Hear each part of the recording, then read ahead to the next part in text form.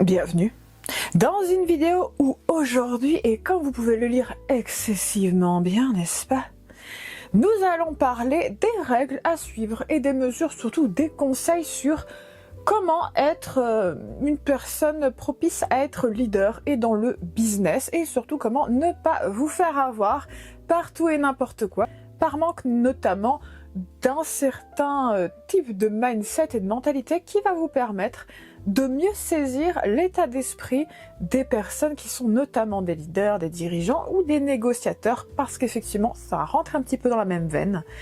Et je vais vous apprendre ici quelques clés que j'ai appris notamment au fur et à mesure et qui m'ont permis d'une certaine manière, mais également parmi les relations que j'ai pu avoir, d'acquérir un certain niveau de connaissance. Et ici, on va voir les connaissances que j'ai acquises au fur et à mesure, soit par des amitiés que j'ai pu avoir avec des personnes qui sont des leaders encore, ou qui ne l'étaient pas encore et qui avaient besoin de conseils, notamment parce que j'ai un côté leader naturel, même si je ne me considérais certainement à aucun instant comme supérieur à tout le monde, hein, J'ai même eu beaucoup de mal déjà à me considérer comme égal aux autres, alors autant vous dire que me croire supérieur, à aucun moment ça ne pourra arriver, sauf si je change de personnalité ou que je perds mon âme. Mais du coup, on va voir ici un petit peu le mindset à adopter et surtout les limites à adopter et la mentalité qu'il y a derrière le fait d'être notamment businessman ou une businesswoman, parce qu'effectivement il y aura un petit switch à un certain point, je vais rajouter quand même quelque chose, mais on va voir ça tout de suite.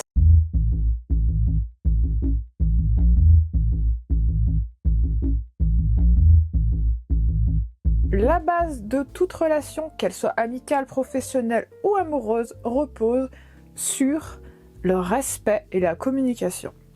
Dès lors où vous n'avez même pas cette petite base, et ce qu'importe le type de relation que vous avez, la relation n'a aucun avenir et va fort probablement vous détruire. Toutes les personnes qui sont impliquées également d'ailleurs.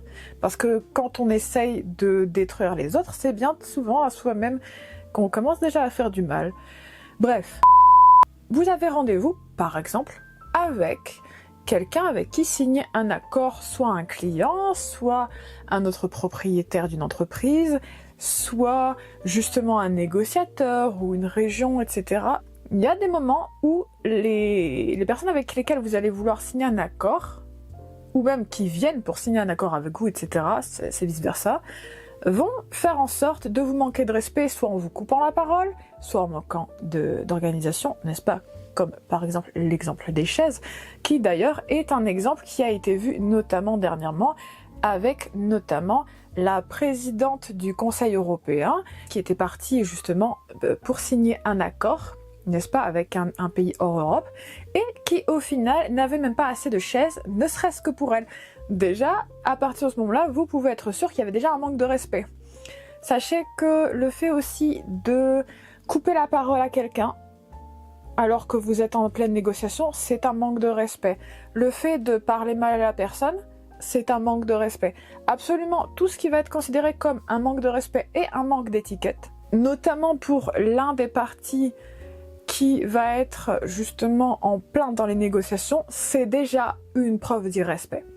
Dans ce cas de figure-là, ne signez aucun accord avec des personnes qui vous manquent de respect.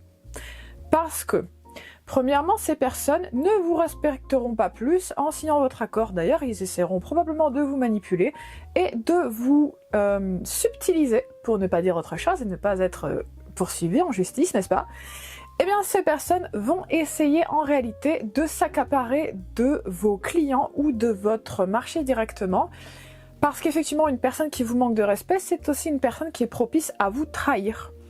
Alors ça paraît très agressif, peut-être un peu drastique à sauter à cette conclusion, mais c'est effectivement ce qu'on peut observer. Parce qu'une personne qui ne vous respecte pas, c'est une personne qui pense pouvoir non seulement vous marcher dessus, mais qui en plus pense pouvoir vous supplanter. En général, ces personnes vous sous-estiment également et vous manquent clairement de respect et ne pensent certainement pas que vous êtes leurs égaux.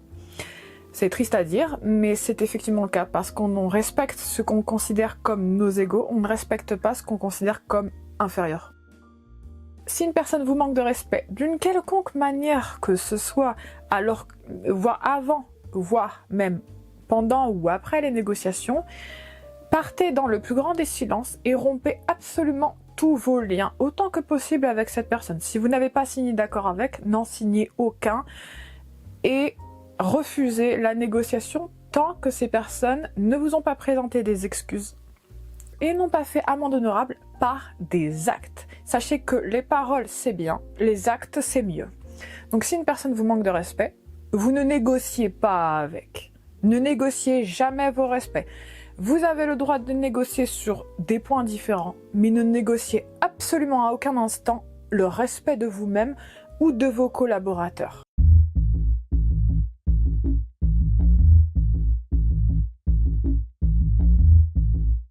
L'information, c'est le pouvoir et le contrôle. À partir du moment où vous parlez trop, que vous en dites trop, ou justement que vous parlez pour ne rien dire, déjà si vous parlez pour ne rien dire, vous allez passer pour quelqu'un qui n'a aucun filtre et aucune capacité de réflexion.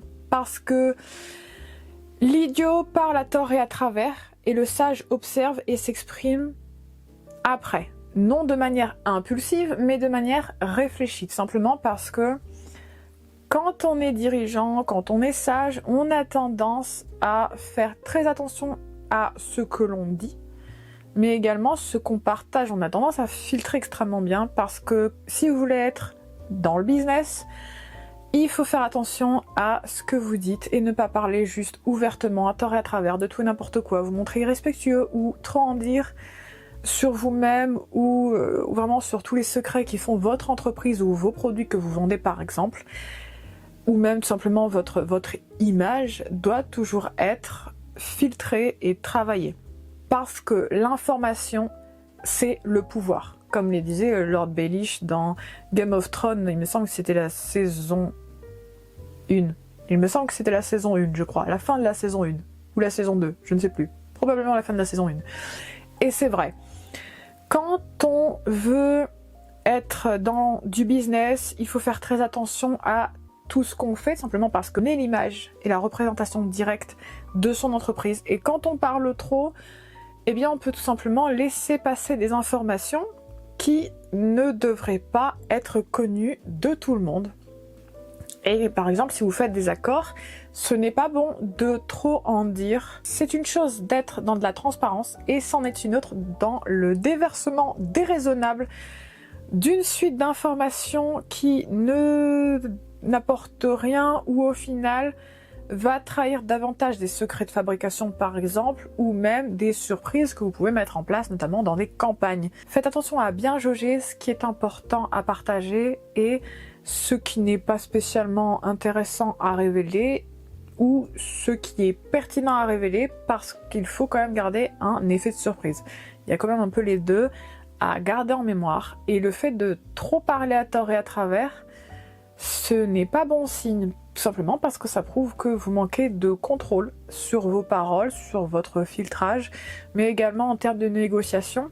Il faut toujours veiller à garder des cartes pour soi-même, non pas pour essayer d'arnaquer tout le monde, mais justement pour faire en sorte de créer constamment l'événement. Parce que quelqu'un qui est un businessman ou businesswoman contrôle extrêmement bien son image, mais contrôle également extrêmement bien les informations qui sont partagées ou pas et avec qui. Vous n'êtes pas encore abonné? Il est temps de le faire. Je vous invite à vous abonner, liker et surtout commenter. D'après vous, quel est le point à toujours respecter quand on fait du business? Quel est vraiment le point principal à toujours mettre en avant et à ne jamais négliger? Du coup, je vous invite à écrire en commentaire tout simplement quel est votre avis sur la question. Et on reprend tout de suite.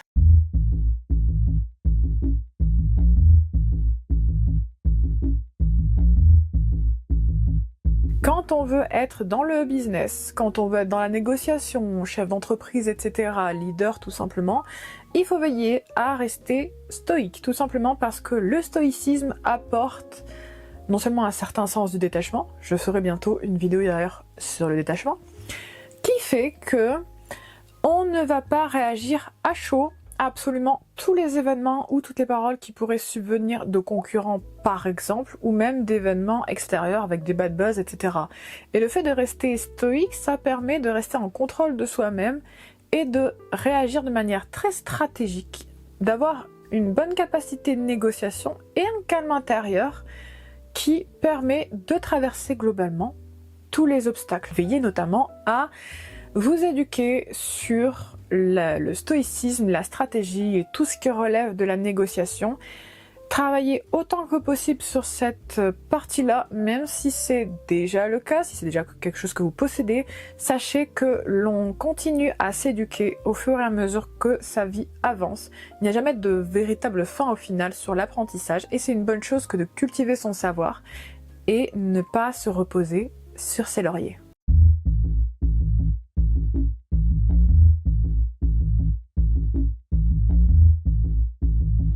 Lorsque vous êtes en mode business, gardez bien à l'esprit que vous n'êtes pas là pour plaire à tout le monde.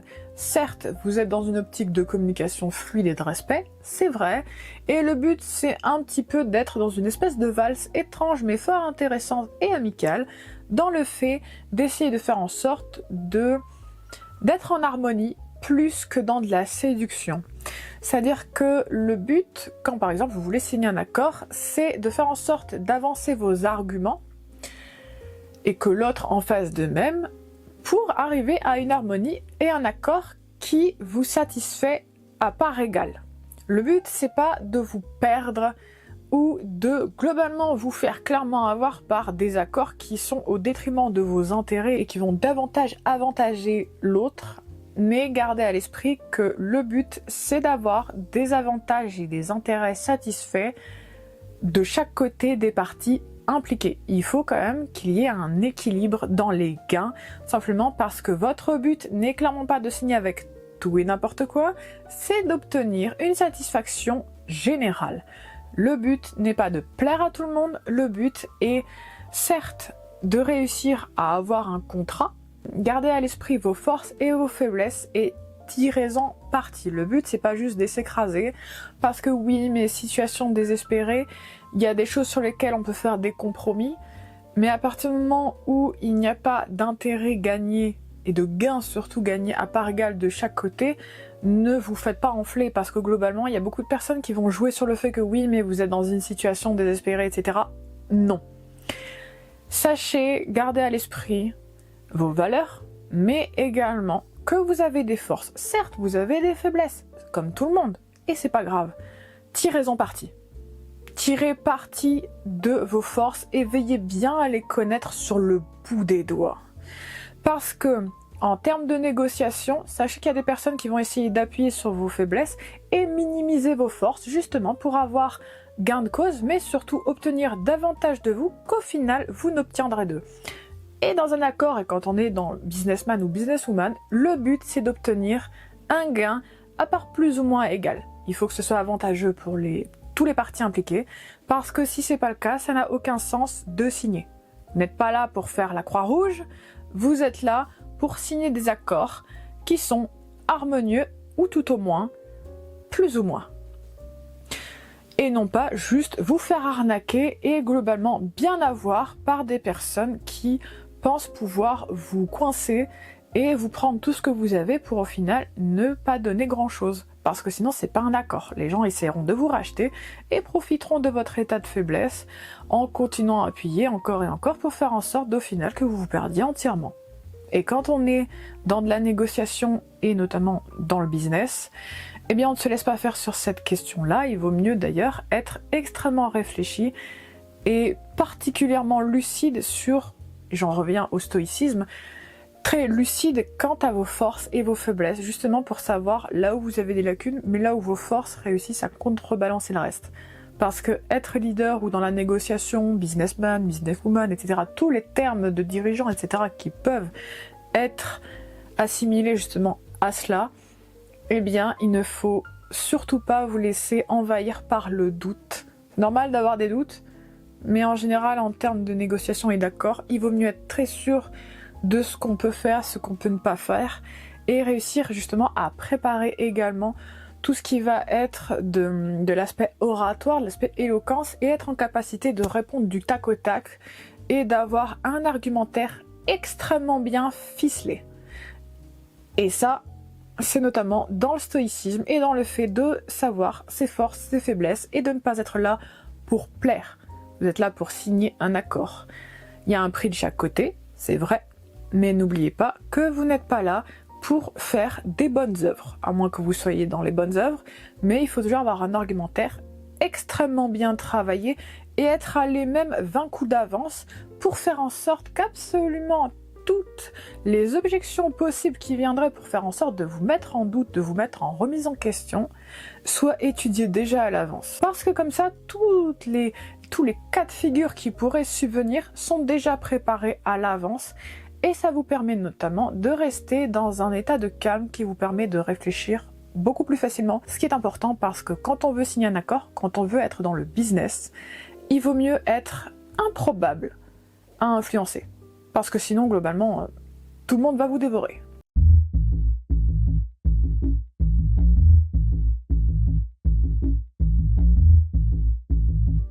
Et on en vient à la suite.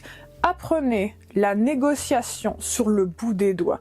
Lisez absolument tous les traités de négociation et de stratégie possibles. Faites-en 2 fois plus que ce que les personnes s'attendent à ce que vous fassiez. Les humains ont tendance à sous-estimer les autres, à penser que vous en faites 2 fois moins, même si vous en faites 4 fois plus, et du coup vont vouloir vous prendre de haut ou vous manipuler d'une certaine manière, ce qui fait qu'ils vont s'attendre à ce que vous en sachiez un tout petit peu sur la question. Je pense notamment aux businesswomen, les businessmen aussi, surtout les personnes qui viennent de débarquer, notamment dans les affaires, mais c'est vrai qu'on peut observer, et là je suis extrêmement lucide sur la question parce que même en étudiant un peu la géopolitique, on peut l'observer quand même que les businesswomen sont souvent sous-estimées, notamment parce que ce sont des femmes. Vous allez me dire oui mais c'est pas tout le monde, c'est pas tout le monde c'est vrai, mais la majeure partie du temps, les businesswomen vont être traitées comme si elles ne savaient pas grand-chose. À tort ou à raison, bon, très souvent à tort, sachez que la plupart du temps, les gens vont vous considérer comme des êtres inférieurs et à sous-estimer parce qu'apparemment on est censé être plus faible. Dans la réalité, laissez-les dire. Laissez-les parler. C'est pas très important. Vous savez, l'appréciation demeure à la disposition de l'observateur. Mais ça n'en fait pas pour autant d'effet. Donc si une personne vous sous-estime, c'est pas très grave. Gardez bien en tête le niveau de savoir que vous avez et faites-en 2 fois plus au point où vous frôliez la perfection en termes de stratégie et de négociation et en termes de connaissances sur le domaine qui est visé.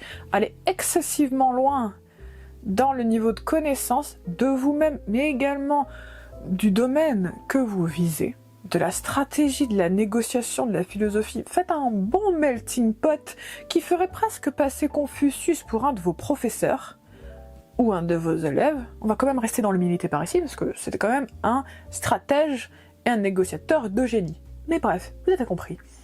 Le but, c'est clairement, non pas de prouver aux autres qu'on est supérieur, c'est pas le but, c'est pas intéressant. Vous savez, la seule personne à impressionner, c'est soi-même, c'est clairement pas les autres. Notamment parce que les humains sont d'éternels insatisfaits et que c'est complètement futile d'essayer de les surprendre. Notamment parce que ce sont des gens qui même quand vous faites 10 fois plus qu'eux, sont encore capables de dire que vous en faites 2 fois moins.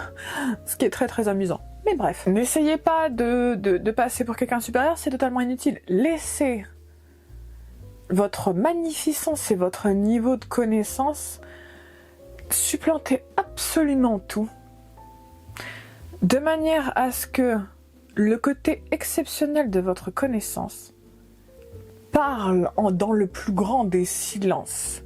Parce que vous savez, la chose la plus éloquente qui soit, c'est pas nos mots, ce ne sont pas nos paroles, c'est notre capacité à briller comme absolument rien d'autre. Alors que tout le monde vous sous-estime, montrez à quel point vous êtes allé beaucoup plus loin que ce que les autres demandaient. Non pas pour eux, mais pour vous-même.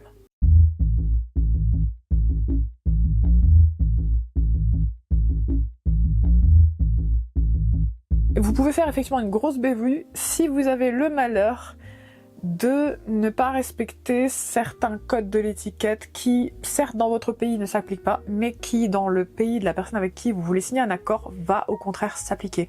Donc effectivement, il faut quand même veiller à s'éduquer et à apprendre notamment quelques mots dans la langue de la personne. Dans le cas où vous faites des négociations à l'étranger, il faut veiller effectivement à apprendre quelques mots de la langue de l'autre parce que ça démontre un intérêt et un certain niveau de respect. Même si on vous le dit pas forcément, mais c'est le cas. Le fait de parler anglais, ça ne suffit pas. Il faut aussi parler au moins un peu quelques mots basiques de la langue de l'autre, comme bonjour, au revoir, merci, pardon. Ça fait partie des choses effectivement à apprendre en plus des codes de l'étiquette. Il faut effectivement apprendre ça parce que c'est une manière de montrer aussi son respect pour l'autre.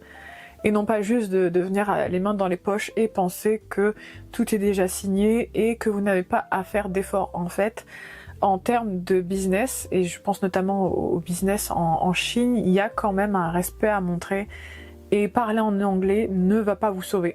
Parce qu'il y a quand même un niveau de politesse à respecter et d'un pays à l'autre, on va vous en demander parfois des similaires à celui où vous avez grandi et parfois des choses très différentes qui fait qu'un acte très anodin peut en fait être très irrespectueux pour une autre culture. Donc il faut quand même veiller à faire attention à ça et c'est comme ça qu'on évite de passer pour des gros cochons et des rustres.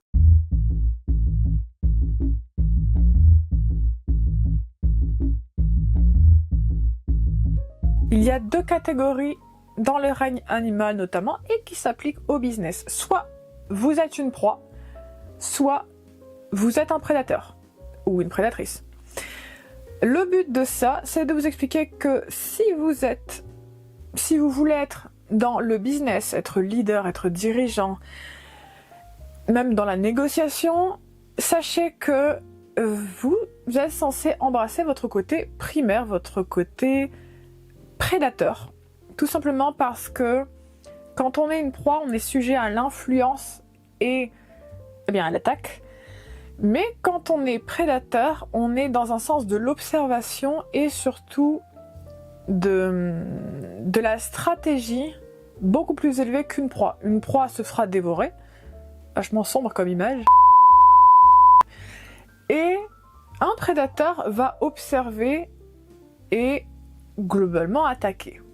Le but de pourquoi je dis ça, c'est simplement parce que quand on veut être dans le business, il faut rentrer dans un mindset de prédateur, notamment dans le règne animal. Vous pouvez observer un peu les techniques de chasse, les stratégies qui sont mises en place justement par les prédateurs. Je pense notamment aux guépards, par exemple.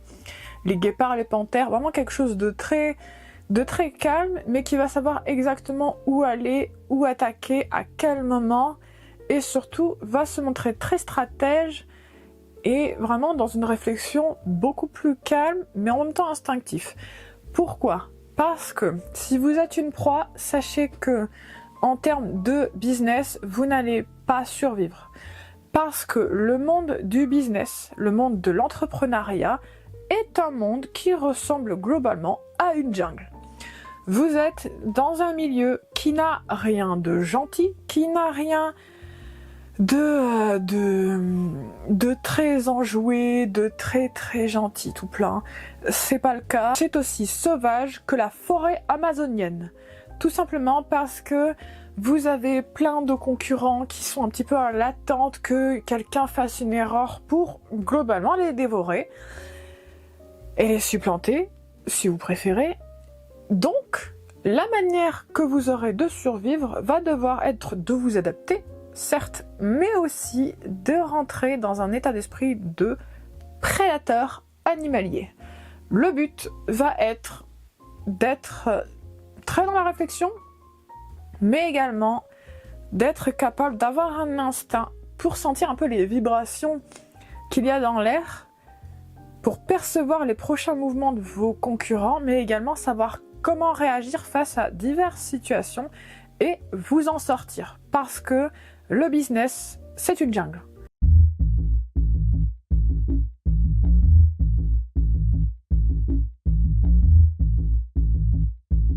que vous percevez comme une force est une force effectivement, mais peut aussi devenir une faiblesse. Et ce que vous percevez comme une faiblesse peut, en réalité, se révéler être une force, ce qui fait qu'il faut faire attention et avoir bien conscience des deux parties, parce que de cette manière, vous allez réussir à atteindre un équilibre qui vous permet d'accéder à la meilleure version de vous-même, parce que vous savez, la plupart du temps, quand on veut être un bon leader, et surtout être très bien placé en termes d'affaires et de business, en tant que businessman et businesswoman, eh bien c'est d'avoir conscience de sa part de lumière et de sa part d'ombre, de sa part de faiblesse et de sa part de force.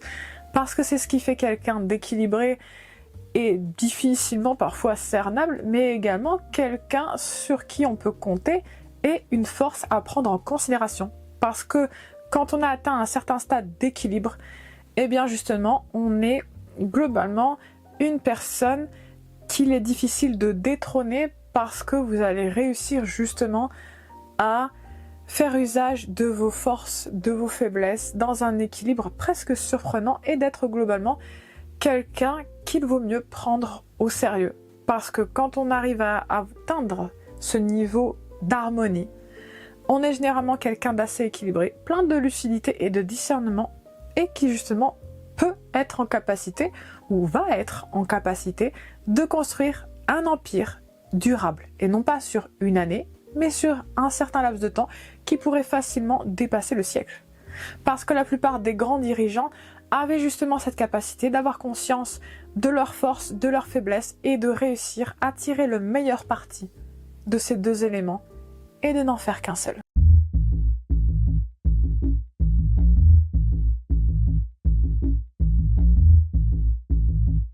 La seule personne que vous devriez essayer de supplanter, c'est la version antérieure de vous-même, c'est-à-dire de viser à chaque fois la meilleure version de vous. Parce que de cette manière, vous n'êtes plus déjà dans une recherche de l'approbation extérieure, vous n'êtes plus impliqué là-dedans, vous êtes dans une approbation interne, ce qui va vous permettre justement d'accéder à un niveau beaucoup plus élevé. Tout simplement parce que le but n'est pas de rester focalisé sur les autres, parce qu'en général, on peut s'inspirer des autres, mais quand on est beaucoup trop en compétition avec l'autre, on a tendance à un peu trop copier ce que l'autre va faire, et de plus en plus singer l'autre. Alors que quand on est dans une approbation interne, et qu'on cherche à se dépasser soi-même, eh bien en fait on est dans une posture où l'on est inspiré un peu par les autres, mais on va surtout être dans tout ce qui va relever de l'intuition, de l'instinct, de la créativité, mais celle de nous-mêmes. Et du coup, on réussit en général à être là où personne ne nous attend parce que on n'est pas là pour se comparer aux autres, on n'est pas là pour faire mieux que les autres, on est là pour faire mieux que nous-mêmes. Ce qui fait qu'on est dans une inspiration principalement interne.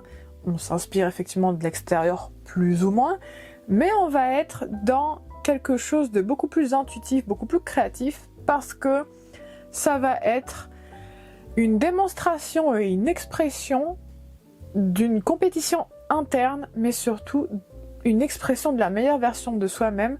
Et la plupart du temps, les gens, vu qu'ils n'ont pas accès à notre créativité interne, ne vont pas s'attendre à ça, parce que justement, ça ne fait pas appel à une inspiration d'eux-mêmes. Donc forcément, ils ne s'attendront pas à ce que vous allez faire ensuite, parce que ça ne répondra pas forcément à ce qu'ils ont fait. On devient donc imprévisible, parce que comme ils n'ont pas accès à notre intuition, notre instinct et notre créativité qui est à l'intérieur de nous, donc forcément, il y a un effet de surprise, il y a un effet d'une créativité très évolutive. D'ailleurs, restez très souvent dans de la créativité évolutive, parce que ça va permettre d'à chaque fois créer l'événement. Le but, c'est vraiment de considérer que la seule personne à impressionner, c'est vous-même. Et c'est de cette manière que l'on devient une personne qui est absolument partout, sauf là où on l'attend. Et c'est comme ça qu'on est dans un état d'esprit, justement, de businessman et businesswoman. Et sur ces mots, je vais vous laisser. J'espère que vous avez passé un excellent moment avec moi. Si vous n'êtes pas encore abonné, je vous invite à le faire dès à présent. N'oubliez pas de liker et de commenter, notamment sur la question de qu'est-ce qui fait selon vous quelqu'un qui est fort propice à être dans le business, vraiment une qualité précise qui vous semble la qualité primordiale à avoir en tant que businessman et businesswoman. Je vous invite du coup à l'écrire dès à présent. Je vais vous laisser et sur ces mots, mais surtout avec ces derniers, n'oubliez jamais que rien n'est trop petit pour mériter le respect et la compassion. Que vous soyez quelqu'un d'extrêmement riche ou quelqu'un qui a peu de revenus. Il n'y a pas de différence entre les deux. Et ce peu importe ce que les gens vous diront, absolument toute vie a un but et un intérêt. Même si ça peut sembler très éloigné par moments, souvent, car l'on est dans l'obscurité non seulement de son jugement, par la tristesse ou par le stress, mais n'oubliez jamais que l'on mérite tous le respect et la compassion. Que l'on soit petit ou grand, que l'on soit riche ou pauvre. Il n'y a pas de différence, même si certaines personnes vont dire qu'il y en a une, il n'y en a pas. Parce que quand on est quelqu'un d'équilibré, on a parfaitement conscience que le statut n'indique pas si une personne mérite de vivre ou pas. Et sur ces mots, à bientôt.